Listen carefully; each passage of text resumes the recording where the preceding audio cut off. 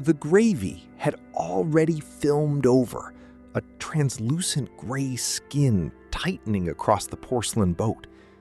My mother sat at the head of the table, her spine a rigid line against the mahogany chair I had paid for 3 years ago. Beside her, Julian tore into a piece of sourdough, the crust crunching like bone between his teeth. He didn't look at me. He hadn't looked at me since I arrived. "The market is peaking," Julian said, swallowing a dry hunk of bread. "We've spent the last month running the numbers with the estate planners.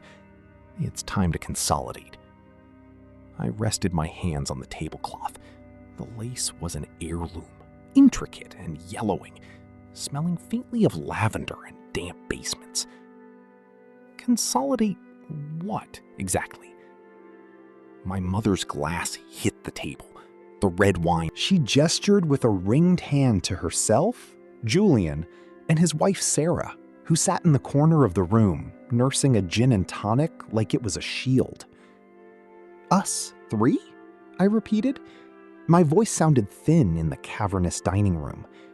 I wasn't aware I had been voted out of the family ledger. "You chose your path," Julian snapped. He wiped grease from his chin with the back of his hand. "You left this family 5 years ago. You moved to the city, started that firm, and stopped showing up for Sunday dinners. You made it clear where your loyalties lie. Why should you benefit from the sweat and blood Mom and Dad put into these lands?" "I moved for work, Julian, and I've paid the taxes on the Valley Cottage for the last 4 years." My mother sighed, a sound like air escaping a punctured lung. "Money isn't presents, Elena. You aren't here when the pipes burst. You aren't here for the birthdays. You've become a stranger who occasionally sends a check to ease her conscience. We filed the intent to dissolve the holdings. You get nothing." The air in the room felt heavy, pressurized. I looked at the 3 of them. My mother's cold, calculated gaze, Julian's simmering resentment, Sarah's quiet complicity.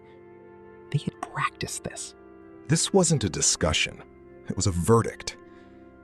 "I see," I said. I stood up, the legs of my chair screeching against the hardwood floor. "Is that the final word?" "It's the only word," Julian said. He picked up his fork and began stabbing at a roasted potato. "Don't bother calling the old family lawyer either. We've retained someone new, someone who understands legacy." I didn't argue. I didn't cry. The hurt was there, a sharp, cold splinter lodged deep in my chest. But I kept my face as smooth as polished stone. I walked out of the dining room, through the foyer filled with portraits of ancestors who probably would have hated this, and into the humid night air. I was halfway to my car when my phone buzzed in my pocket, a vibration that felt like a warning. I pulled it out. The caller ID read, "Arthur Orescu, Elena." Arthur's voice was grovelly, the sound of a man who spent too much time in mahogany-paneled offices. "I'm sorry to call so late, but I just received a notification through the court portal. Your brother's new counsel just filed a petition." "A petition for what, Arthur?" "For a partition by sale of all assets currently listed under the Vane Family Trust." "But Elena, they didn't just include the inherited properties.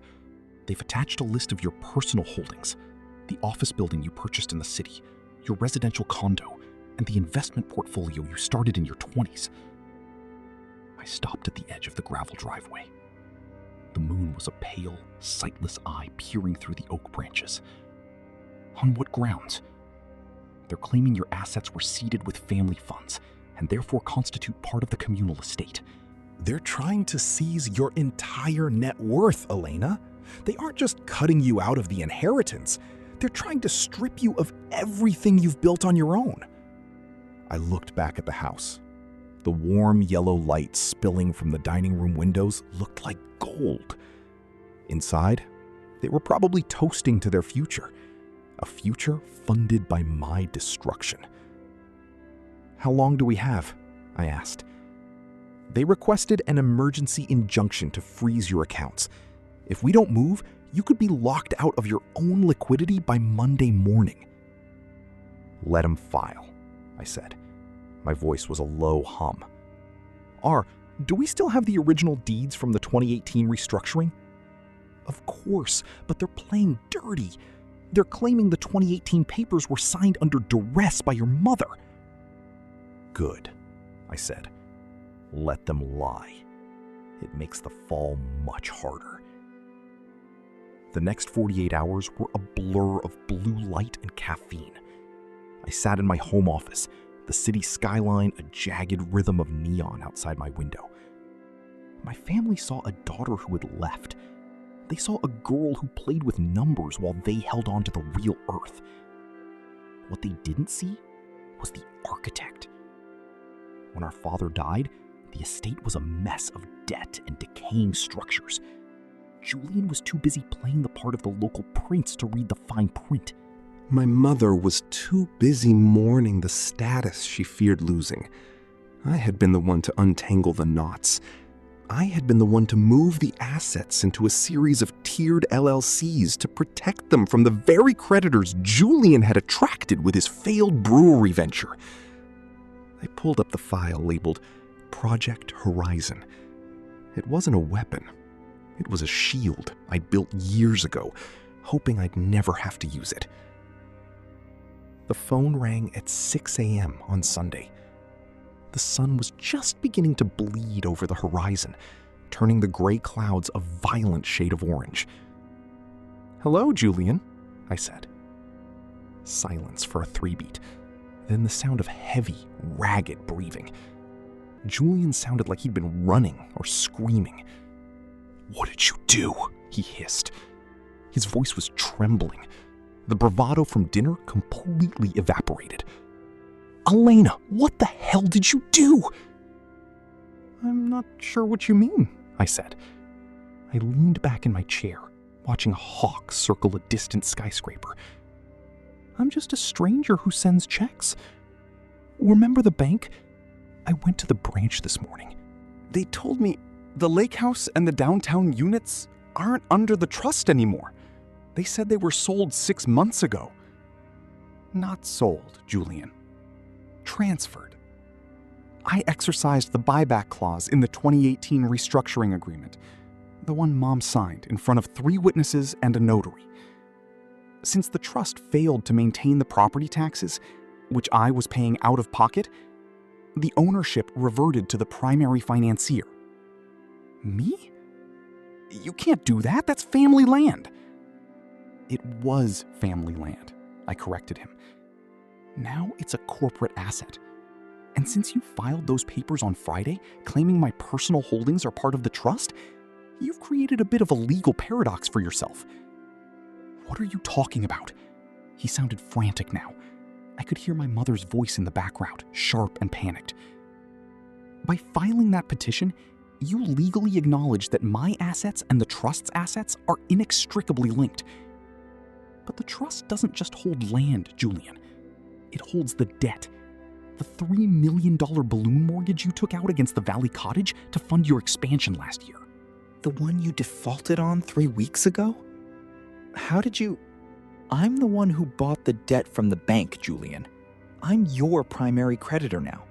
And since you've spent the last 48 hours trying to prove in court that we are a single financial entity, you've effectively handed me the right to offset your debts against your remaining shares of the estate, which, by my calculation, are now worth 0.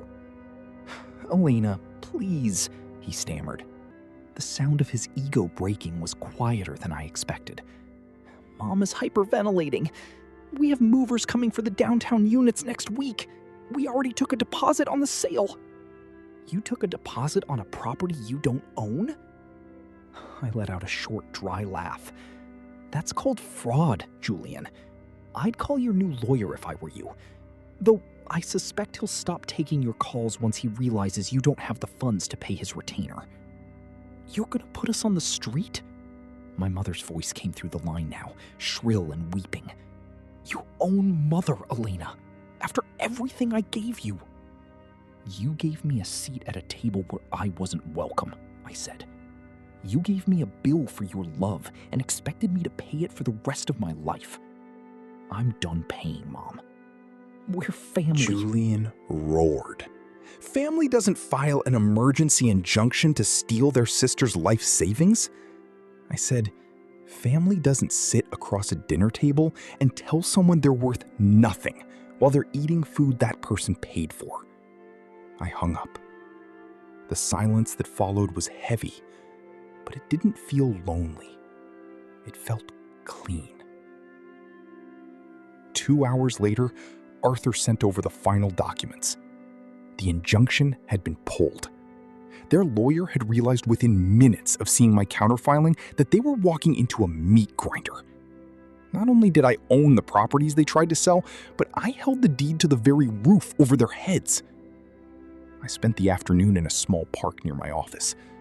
The air smelled of cut grass and car exhaust, a city symphony that felt more like home than the valley ever had. I watched a group of children playing tag, their laughter bright and uncomplicated. My phone buzzed again, a text from Sarah, Julian's wife. "He's drinking. He smashed the cabinet in the hallway.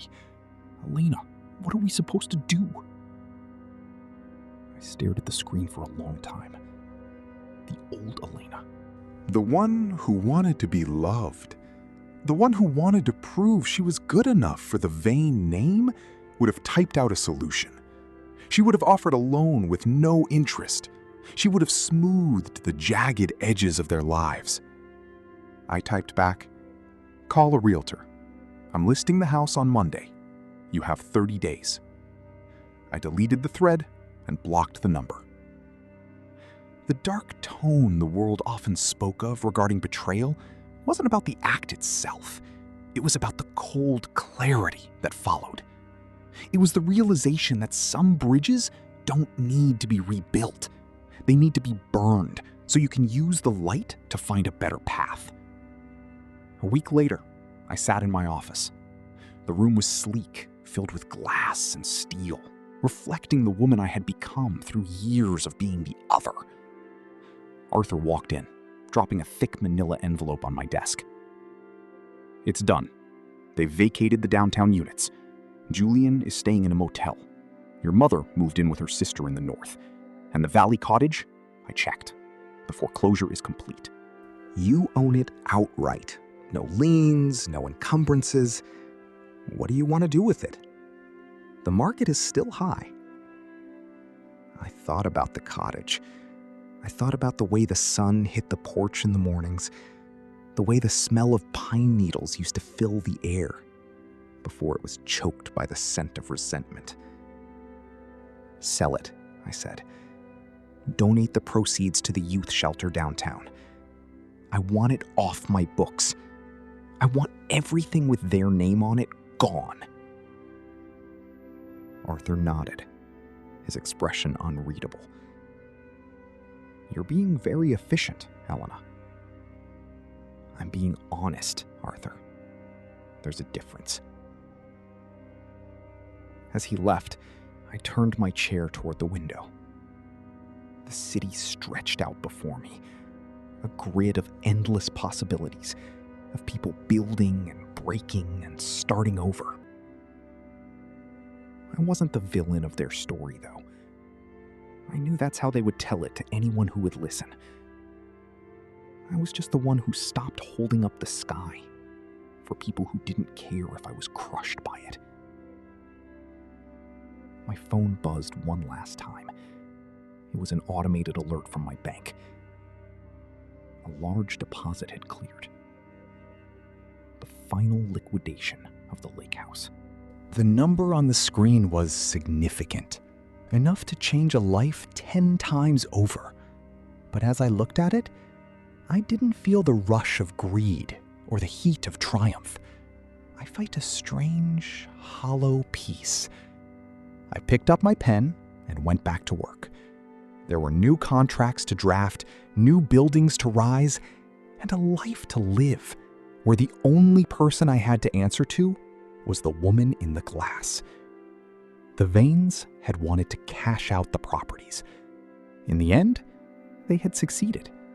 They had cashed out the only thing that actually had value, the bridge back to me. And as I signed my name to a new merger, I realized that for the first time in my life, the price was exactly right. I checked the time, Sunday evening. For the first time in 5 years, I didn't feel the phantom weight of a dinner I was missing. I didn't feel the sting of a seat left empty. I walked to the small kitchenette in my office, poured a glass of water, and watched the shadows lengthen across the carpet. The world didn't end when you walked away from blood. It just got